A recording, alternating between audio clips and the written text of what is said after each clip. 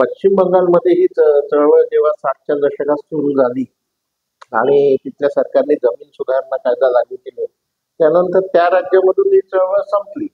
पण आंध्र प्रदेशामधले श्रीकाकुलम, त्याच्यानंतर तेलंगणामधलं मंचरिया या भागामध्ये मात्र आदिवासींचे उठाव जमीन धारणेच्या मुद्द्यावरून होतच होते आणि त्याला समस्त डाव्यांचा पाठिंबा होता.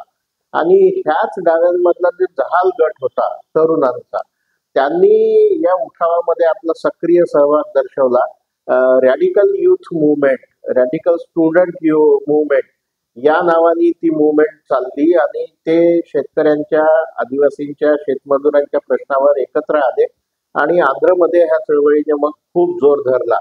आता परवा जो बसवराजू नावाचा नक्षलचा सर्वोच्च नेता मारला गेला, हा त्याच चळवळीतून समोर आला. गणपती जो आधीचा नेता होता, तो या बसवराजू आणि गणपती हे दोघे साथीदार होते, मित्र होते. तर यांनी ही चळवळ पुढे नेण्याचं काम आंध्र प्रदेशातून केलं आणि यांचं हे तेव्हा तरुण होते आणि यांचं नेतृत्व होतं कोंडापल्ली सीतारामय्यांकडे.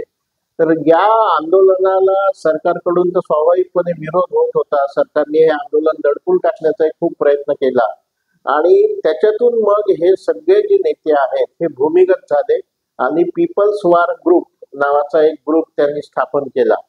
तर ही जी काही नक्षलांची मूव होती, स्ट्रॅटेजिक मूव होती, ही तेव्हाच्या दृष्टीने आणि त्यांच्या दृष्टीने अगदी योग्य होती. आणि त्यांनी आपल्याला जर ही चळवळ म्हणजे हिंसेवर आधारलेली चळवळ, बंदुकीवर आधारलेली चळवळ जर यशस्वी करायची असेल तर आपल्याला आपलं प्रभाव क्षेत्र निर्माण करावं लागेल. आणि तिथून मग या पीपल्स वॉर ग्रुपने हळूहळू पाय पसरायला सुरुवात केली आणि ते मग मध्य प्रदेश, तेलंगणा, महाराष्ट्र, ओडिसा या सगळ्या भागामध्ये, दंडकारण्य भागामध्ये शिरले. त्यांनी आपले काही विश्वासू लोकांचे गट या भागात पाठवले आणि तिथल्या स्थानिक समस्या, लोकांचे प्रश्न लक्षात घ्या आणि लोकांना आपल्या चळवळीशी जोडा असं म्हणत हे लोक आले. आणि सगळीकडे जंगल असल्यामुळे सगळ्या आदिवासींचे प्रश्न सारखेच होते. सरकारकडून अन्याय होतो, हाताला काम नाही, बांबू आणि तेंदूचं काम मिळते पण त्याच्यात मजुरी नाही. तर हे सगळे प्रश्न बंदुकीच्या धाकावर सोडवण्याचा प्रयत्न या चळवळीने तेव्हा केला. आणि नक्षल्यांना असं वाटलं की हे कोणतरी आपल्यासाठी आलेले रॉबिन हुडच आहे आणि आजवर आपण ज्या मागण्या करून जे प्रश्न सुटत नव्हते ते यांच्या बंदुकीच्या धाकामुळे पटापट सुटायला लागले. प्रशासन सुद्धा यांच्या समोर नमतं घ्यायला लागलं. आदिवासींचे अनेक मुद्दे मार्गी लागायला लागले आणि यांना मोठा जनाधार या सगळ्या भागामध्ये मिळायला लागला. हा जनाधार इतका वाढला की या पूर्ण प्रदेशामध्ये नक्षलची प्रचंड दहशत निर्माण झाली आणि प्रशासन घाबरायला लागलं. तेव्हा सुरक्षा दले किंवा पोलीस यंत्रणा या भागात फारशी सक्रिय नव्हतीच, कारण या भागात गुन्हे घडण्याचं प्रमाणच कमी होतं. एक तर विकसित प्रदेश नव्हता, राहणारे प्रामुख्याने आदिवासी, त्यांचे स्वतःचे कायदे, रूढी, परंपरा होत्या. त्याच्यामुळे पोलीस स्टेशनची किंवा पोलिसांच्या उपस्थितीची किंवा हजेरीची फारशी गरज नव्हती. आणि नंतर ही चळवळ फोफावल्यावर मात्र सरकारच्या लक्षात असं आलं की हे काहीतरी वेगळं रसायन आहे, ही काहीतरी वेगळी मुवमेंट आहे आणि याला आपल्याला हँडल करावं लागेल. पण तोपर्यंत नक्षलींनी आदिवासींचा विश्वास मात्र धारण केला होता आणि आदिवासींमधले अनेक तरुण हातात बंदूक घेऊन या चळवळीमध्ये सामील झाले. हा 80 ते 90 या दशकाचा काळ आहे आणि आपल्याला सरकार विरुद्ध लढायचं आहे. हे सरकार आपलं काही ऐकणारं नाही अशी भावना त्यांच्यात निर्माण झाली आणि या चळवळीने नंतर प्रचंड उग्र रूप धारण केलं. म्हणजे इतकं उग्र रूप धारण केलं की यांच्याकडून होणारे हल्ले कसे परतवून लावायचे, काय करायचं याचा कोणताही ताळमेळ पोलीस आणि सुरक्षा दलांच्या यंत्रणांमध्ये अजिबात नव्हता. कारण नक्षली प्रामुख्याने गनिमी पद्धतीने काम करतात आणि गनिमी युद्ध लढतात, गनिमी पद्धतीने काम करतात आणि जंगलांचा त्यांचा अभ्यास प्रामुख्याने चांगला होता. त्या तुलनेत पोलीस नौखे होते, त्यांच्याकडे स्थानिक लोक नव्हते, स्थानिक लोकांची भरती सुद्धा तेव्हा पोलीसमध्ये फारशी नव्हती आणि त्याच्यामुळे नक्षल्यांनी रचलेल्या सापळ्यामध्ये पोलीस अडकायचे आणि मरायचे. असाच प्रकार खूप दिवस सुरू राहिला आणि एका राज्यात घटना केली की दुसऱ्या राज्यात जायचं, दुसऱ्या राज्यात घटना केली की तिसऱ्या राज्यात जायचं. आणि तेव्हा केंद्र सरकारच्या पातळीवर सुद्धा नक्षलवाद्यांविरुद्ध लढण्यासाठी फारशी अशी कोणती एकीकृत कमांड नव्हती. त्याचा खूप फायदा या चळवळीला मिळाला. सुरुवातीला हे सगळं त्या भागातल्या आदिवासींना हे सगळे सोनेरी दिवस वाटायचे की हे जे काही करताय नक्षल हे बरोबर करताय, हे फक्त आपल्यासाठी करत आहे. पण जसं जसं या चळवळीची दहशतीची हिंसेची भूक वाढू लागली तसं तसं मग आदिवासींच्या लक्षात यायला लागलं की ही चळवळ म्हणतो तेवढी तरी आपल्या फारशा फायद्याची नाही. कारण जी मजुरी नक्षल्यांनी वाढवून दिली त्या मजुरीतला वाटा ते मागू लागले. सरकारच्या सगळ्या विकास कामांना नको, ती विकास कामे नको, विकास कामे केवढी आहेत, रस्ते, वीज, त्याच्यानंतर शाळा, रुग्णवाहिका, दवाखाने हे नको अशी नक्षल्यांची तेव्हा सातत्याने भूमिका होती. आणि हे सगळं नक्षली याच्यासाठी करत होते की एकदा जर का आपण यांना सगळ्यांना विकासाची चव चाकायला मिळाली, आदिवासींना रोजगार मिळू लागला, तर मग हे आपल्या मागे येणार नाही याची नक्षल्यांना कल्पना होती. आणि मग धान्यातला वाटा वागणे, अशा अनेक गोष्टी नक्षल्यांकडून स्वस्त धान्याची दुकानं लुटणे आणि आदिवासींमध्ये धान्य वाटप करणे आणि आपल्याजवळ स्वतःकडे धान्य ठेवून देणे असे प्रकार नक्षलींनी सुरू केले. तर हे सुरुवातीला खूप चांगलं वाटत होतं लोकांना, पण नंतर नंतर याच्यातला फोलपणा लक्षात यायला लागला. विकासाला विरोध आहे, सरकार प्रणित विकासाला आमचा विरोध आहे असं नक्षली म्हणायचे, पण नक्षल्यांकडे त्यांचं स्वतःचं विकासाचं काहीही मॉडेल नव्हतं. त्यांच्या हे लक्षात आल्यावर मग त्यांनी जनता सरकार नावाचं एक मॉडेल डेव्हलप करण्याचा प्रयत्न केला. म्हणजे गावागावांमध्ये श्रमदानातून तळे उभारणे, त्याच्यासाठी त्यांनी आदिवासींनाच कामाला लावलं आणि अशी तळी उभारणी, तळे उभारले म्हणजे आपोआपच त्या गावाचं धानाचं किंवा आणखी कोणतं जे काही पीक असेल त्याचं उत्पन्न वाढेल. तर हे उत्पन्न वाढल्यावर आदिवासींना वाटलं की ही चांगली गोष्ट आहे, आपलं उत्पन्न वाढते आहे, पण नंतर जे वाढलेलं उत्पन्न आहे ते तुम्ही चळवळीसाठी द्या असा आग्रह नक्षल धरू लागले. आणि त्याच्यामुळे कोणी साधी मोटरसायकल जरी घेतली चांगलं उत्पन्न मिळाल्या तरी तू मोटरसायकल का घेतली म्हणून मारहाण होऊ लागली.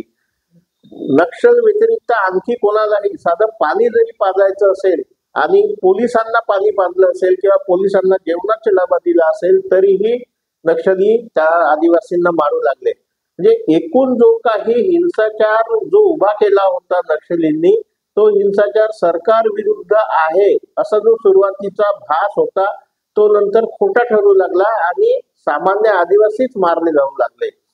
आणि हे जसं आदिवासींच्या लक्षात आलं तसा तसा त्यांचा भ्रमनिरास होत गेला.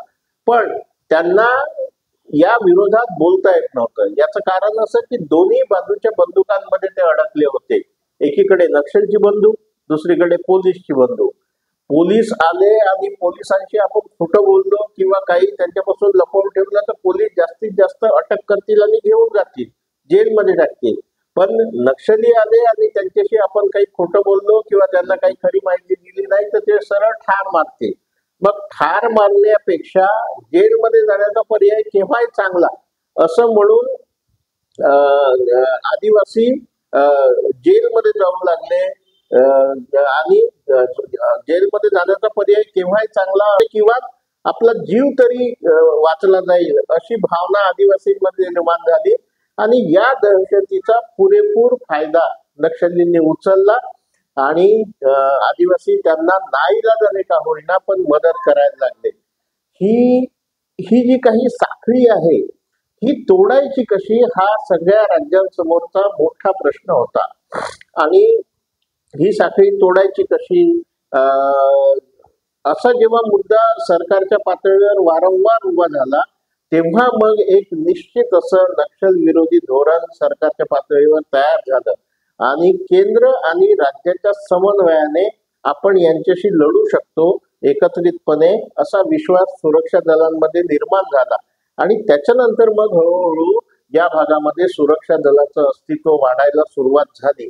आणि ही सुरुवात झाल्यावर मग नक्षलींच्या खोट्या प्रचाराला आपण बळी पडायचं नाही असा एक आत्मविश्वास आदिवासींमध्ये जागा झाला आणि मग हळूहळू या गोष्टी नक्षल्यांचा जनाधार हळूहळू कमी होत गेला आणि हा जनाधार मध्येच कमी व्हायचा मध्येच वाढायचा. याला कारण पण या भागात जे काही पोलीस आले, सुरक्षा दलाचे जवान आले, यांच्याकडून होणारे अत्याचार सुद्धा त्या काळामध्ये प्रचंड वाढले होते आणि साधं म्हणजे नक्षल्यांना जेवण दिलं म्हणून आदिवासींना उचलायचं, जेलमध्ये टाकायचं. नक्षल्यांनी एखाद्या गावामध्ये स्मारक उभारलं तर तुम्ही काय करत होते म्हणून सगळ्या गावाला मारहाण करायची. एखाद्या नक्षलवाद्यांनी एखादा स्फोट जर घडवून आणला तर अख्खं गावाला अटक करायची. असे अनेक प्रकार पोलिसांकडून झाले.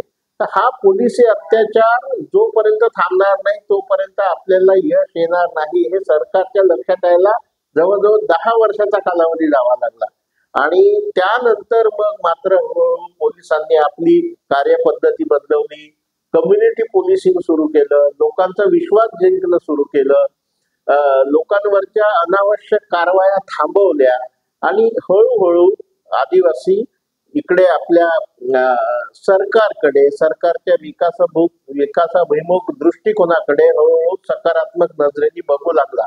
तरीही आजच्या स्थितीत विचार केला तर अजूनही आदिवासींचा पाहिजे तेवढा विश्वास सरकार किंवा सुरक्षा दले जिंकू शकली नाही. याचं कारण असं आहे की अजूनही पोलीस ज्या पद्धतीने त्या भागात ऍक्टिव्ह असतात त्या तुलनेमध्ये महसुली प्रशासन किंवा इतर जे प्रशासनाचे भाग आहे ते अजूनही तेवढे ऍक्टिव्ह झाली नाही. नंतर तर या भागामध्ये नक्षल्यांचा बागुलबुवा उभा करून किंवा नक्षल्यांची भीती दाखवून प्रशासनाने कामच करणं बंद केलं. अजूनही अनेक दुर्गम भागामध्ये ही स्थिती आहे आणि प्रशासन पोचतच नाही, प्रशासन जातच नाही दुर्गम भागामध्ये. त्याच्यामुळे आपण नेमका विश्वास कोणावर ठेवावा असा प्रश्न आदिवासींसमोर कायम उभा राहत गेला. एकदा ही दहशत संपली तर मात्र आपल्याला विश्वास ठेवता येईल या आशेवर आदिवासी जीव मुठीत घेऊन या भागातले जगत राहिले. मग हे प्रशासनाच्या लक्षात आल्यावर प्रशासनाने अनेक योजना या भागासाठी आणल्या ज्या रोजगाराशी संबंधित होत्या, व्यवहाराशी म्हणजे शिक्षणाशी संबंधित होत्या आणि हळूहळू शिक्षणाचा प्रसार या भागामध्ये व्हायला लागला. रोजगार निर्मितीची पण काही कामं उभी झाली. नक्षल्यांनी त्यालाही विरोध केला पण या भागातल्या आदिवासींनी त्याला फार जुमानले नाही आणि हळूहळू का होईना पण वन खात्याची कामं असो, रोजगार हमीची कामं असो याच्यावर आदिवासी जात राहिले आणि हळूहळू ते सरकारशी जोडले जात राहिले. याचं उत्कृष्ट मॉडेल हे आंध्र प्रदेश आहे, अविभाजित आंध्र प्रदेश. आता त्याचे 2 भाग झाले आहेत, तेलंगणा आणि आंध्र प्रदेश. पण अविभाजित आंध्र प्रदेशनी नक्षलवादाला संपवण्यासाठी जी कामगिरी 2001 ते 2010 या काळात बजावली त्याला अजूनही तोड नाही. त्याच पद्धतीची कामगिरी म्हणजे ती जी काही व्यूहरचना नक्षलवाद्यांच्या विरुद्ध सरकारने आखली होती ती अगदी योग्य होती. पण ती नेमकी व्यूहरचना काय होती हे आपण पुढच्या भागात बघू.